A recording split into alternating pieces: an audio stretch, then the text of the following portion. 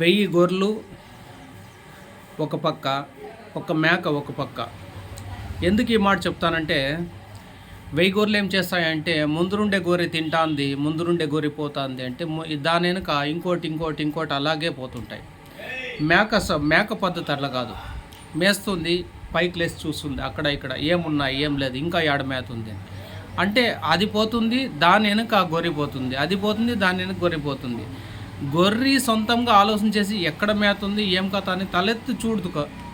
దాని ఒక ప్రమాదంకు పోతుందా, ఒక అగ్గి లేకపోతుందా, ఒక నీళ్ళు లేకపోతుందా, ఒక గుంత లేకపోతుందా తనకేం తెలియదు. మేత ఉంది, ముందర ఒకటి మేస్తుంది, నేను మేస్తా అన్న, ముందర పోతుంది, నేను పోతాను, ఇంతవరకే ఉంటుంది అలా దాని ఆలోచన. మేక అట్లా కాదనమాట, సొంతగా ఆలోచిస్తుంది. ఆలోచన చేసి ఆడ మేత ఉంది, ఈడ మేత ఉంది, ఆడ ప్రమాదం ఉంది అని పసిగడుతుంది. అంటే అది తప్పించుకుంటే దాన్ని పట్టి తర్వాత గొర్రెలు కూడా తప్పించుకుంటాయి. అంటే అది ముందు వెళ్ళింది కాబట్టి.